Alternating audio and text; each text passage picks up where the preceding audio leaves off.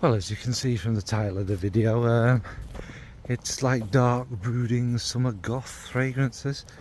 I mean, even goths, you know, have to cope with this heat and eventually get out in the summer. And although it's quite a grim looking day today, it's still about 10,000 degrees and hot and sweaty.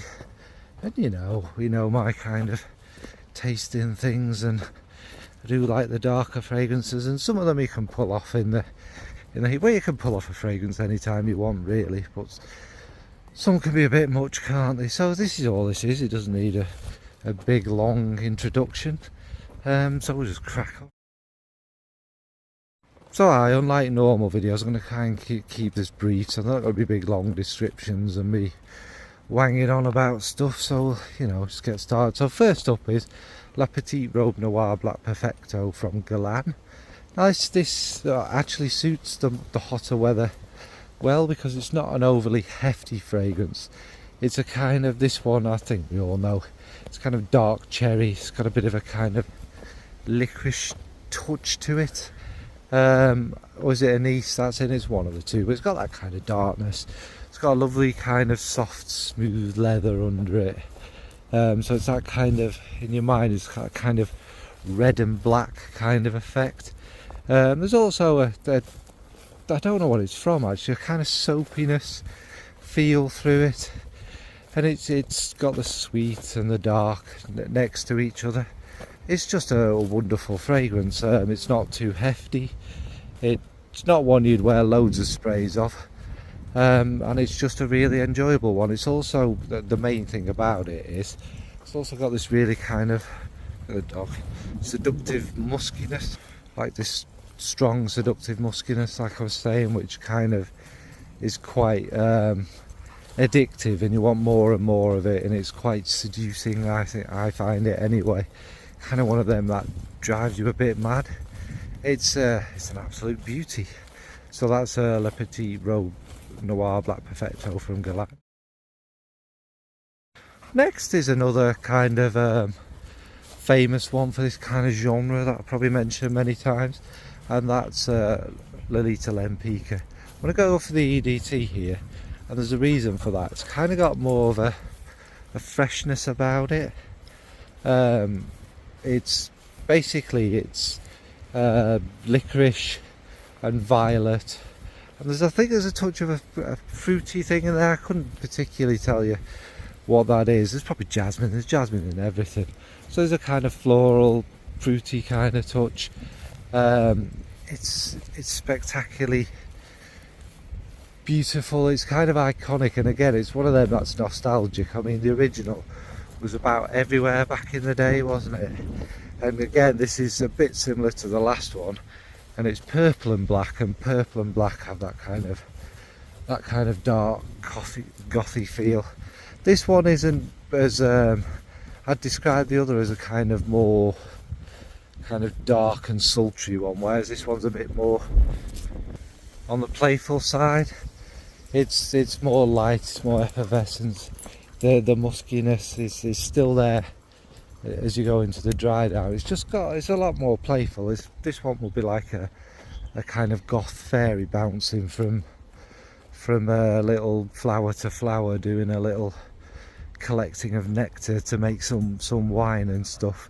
She'd be more chilled and stuff, taking it home to a grandma or whatever, who's going to make some dark potions from it. But she's not quite there yet.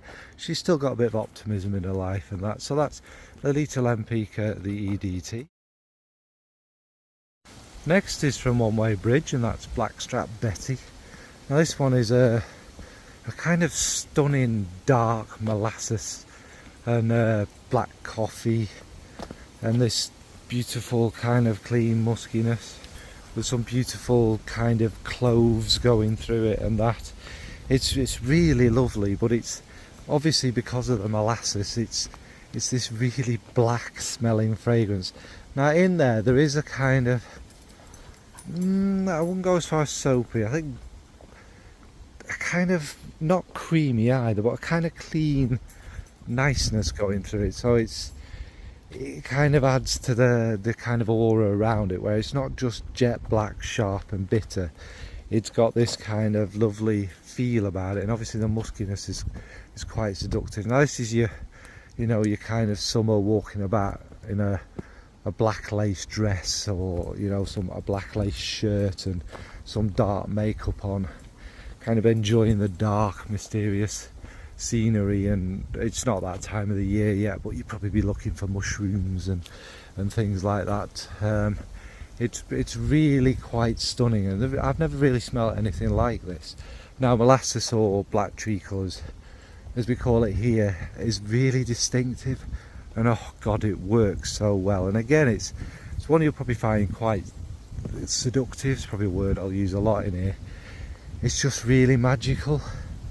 It's not one I have a full bottle of yet, but that will come. So that's Blackstrap Betty from One Way Bridge. Next is it's an EDT again, and the reason it's kind of in this list, well, it's Guerlain's Insolence EDT.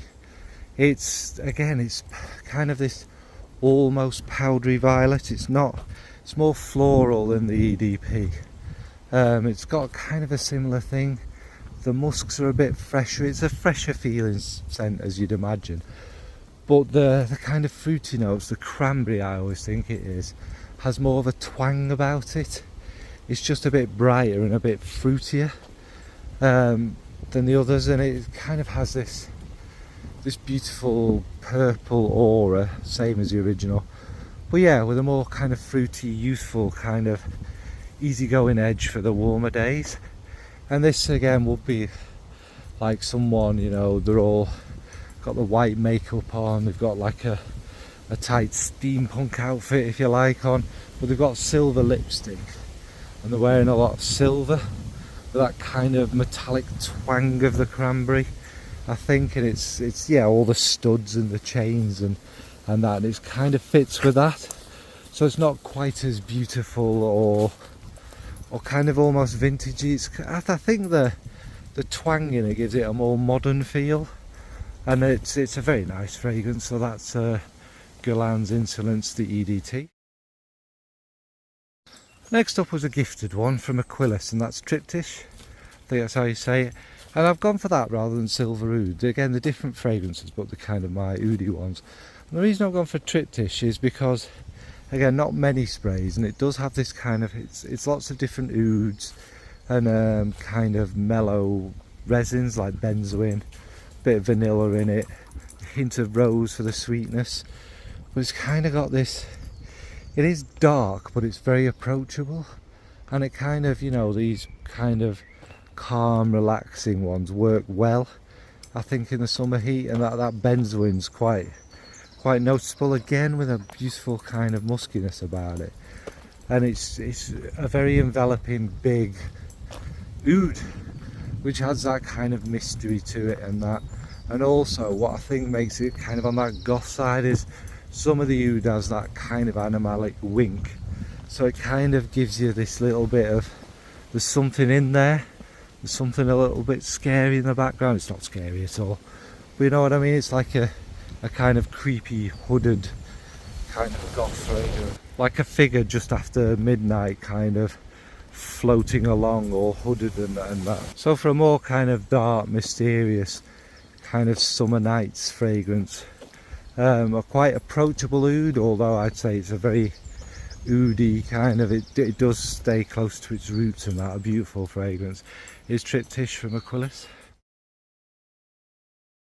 Now, because it's summer, I'm going to skip Noir de Noir, and I'm going to go for the kind of one that I find quite, not similar, but a more playful, youthful version. That's Sweet Diamond Pink Pepper from Kayali. This is many different sorts of fragrances to me, but it does kind of fit this.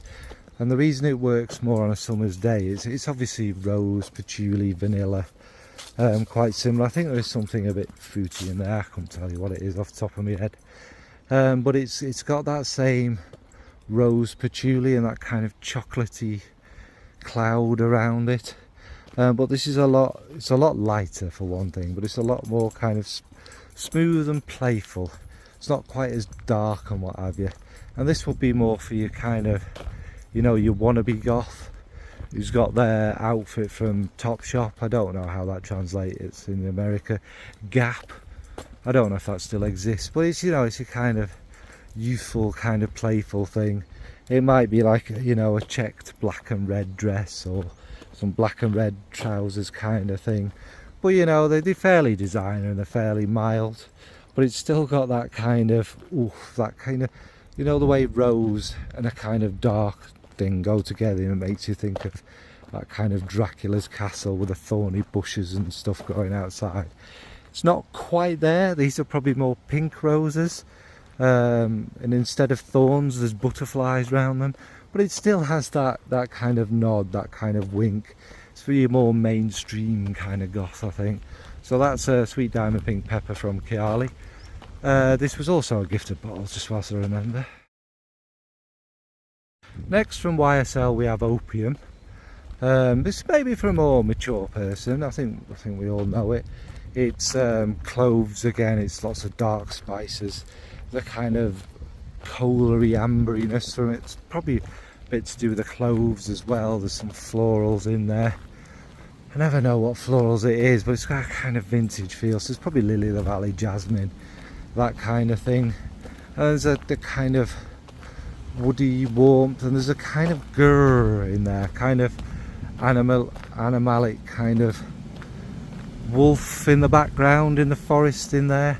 You know, it's a long way away and it's quite a friendly wolf, but it still gives a little bit of a grrr, makes your kind of hairs stand on end a little bit.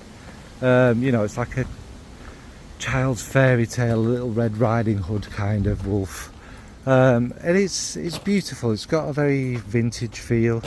It's kind of similar to things like Youth Dew, Chanel's Coco, that kind of thing. So this is kind of your, you know, your old goth. Your kind of goth in their 60s, 70s. They're still wearing the crushed velvet, the black stuff. They're just a lot more chilled and relaxed, and they're remembering the good old days where things were a lot more kind of potent and dark and interesting, rather than the generic guff that's nowadays. That's what I think of Opium. Anyway, it's, I mean, obviously this is not vintage that I own, so it's quite light and what have you, but it still has that kind of nod and the similar kind of profile to what it used to have. So that's YSL's Opium. Next up we have from Lolita Parfums is Bouquet Encore. Yeah, a weird one, you're thinking, but this one is like, it's tuberose, black pepper, nice kind of woodiness there in the base. I think it has a kind of rich orange blossomy thing about it. It's kind of a dark orange, a sunset orange to me, this. But the reason I think it fits nicely in here is it's that black pepper, it's that explosion of dark spice and that, and it's really addictive. And then the woodiness and the muskiness as you go into it, and it kind of, the oranginess getting darker and darker about it. Now this would be a kind of someone who's just got into gothery, if you like. Someone who's like still wearing a bit of, you know, some colour with that black there. Probably, you know, a little orange outfit and that. But they have this something about them, there's something addictive and mysterious. So you're going to want to go up and talk to them, because they smell quite sweet but spicy. You know, that they're approachable and what have you. This will go with a goth who likes a bit of colour and likes to smile again now and again, is quite approachable and all of that. This damn wind. So for a more kind of playful but still dark and rich summery one is Bouquet Encore from Lolita Parfums. And then from Maison Violet's Pourpre d'Automne. Sadly this has been discontinued, but to me this is kind of for one of them goths that's kind of fed up with the heat and the brightness and all the colours, and they're longing for autumn, they're longing for the grey puce kind of colour, they're longing for the kind of chill in the air, and that's what this one ultimately is. It's kind of, it's a very chalky orris and a kind of mauvey violet, which is very much in there. It's a bit of a dry mimosa. I think there's even some fruits in the beginning, like, but it's like a more kind of sharper, tamed, muted peach. So it's like they can see all the colour around it, but they're seeing it in this kind of sepia vision or kind of a black and white old film kind of vision. They just want things to be grey and miserable and dark, and that kind of goth is like, oh, it's all so terrible. I feel so melancholic and what have you. Oh, it's for that kind of person. And I think it works nicely in the summer because it's got this kind of coldness about it, this kind of cold chill. And if you're like me and you hate this bloody heat and sun and summer and all of that, this kind of brings it down, tones it all down. And it is, I mean, I've wore this in the summer, it is a little bit sweeter. The violet does push more towards that, but it's still violet, isn't it? So it has that kind of gothic touch about it. So that's Pourpre d'Automne from Maison. Next is Interlude Woman, you know, ignore the woman bit, from Amouage. Now this is for your full-on kind of proper goth. This is for your I don't give an F kind of goth. I'm going to wear what the hell I want in this steaming hot sun, and I don't care if you come anywhere near me or have to stand a mile away from me. It's a beast, this fragrance. It's massive, and it's what's great about it is it's really unique and bizarre and weird, and it's a very much a standalone fragrance. It's one of quite a few gothy kind of ones in the Amouage collection. It's really hard to describe as well. It's this kind of dark goop of stuff. It's not quite molasses, but it's got that kind of thick, dark syrupiness to it. There's this kiwi kind of feel about it. I think there's a what's it called, Immortelle in it. So it's got this kind of off, weird sweetness in there. It's not off, there's the dark fruity kind of feels about it. It's like a witch's potion, but sometimes it, again, I have wore this when it's warm. Sometimes you can wear this and be like, what the heck? It just doesn't work at all. Other times it's just like this dark, sweet, weird, heavenly mix. And I think it's one of them really unique ones. I'd probably go for it more on an evening time. But yeah, it kind of suits that person who is particularly not a people person in the summer anyway, and is kind of fond of something completely out there and crazy. So that's Interlude from Amouage. So yeah, that's kind of the end of this. It's 10. I wanted to keep it to 10. I did have 12 written down, but it's just the wind's got a bit crazy, hasn't it? It's just a list for those of us who aren't the greatest summer fans on earth, you know. We're not into our flowery dresses and our, you know, white linen pants and flowers in our hair and all of that. We kind of get sick of the heat, they hate it, hate all the brightness and the joy and things like that. It's just a list of fragrances for those. And there are some, I've mixed it up a bit, some mainstream ones, some not so much. Probably ones I've all mentioned before. So about you, what would you wear if you're in a kind of dark mood on a summer's day and that? Do you tend to reach for darker, maybe heavier fragrances throughout the warm months? Alright, that's all. I'm not going to waffle on. Thanks so much. Bye.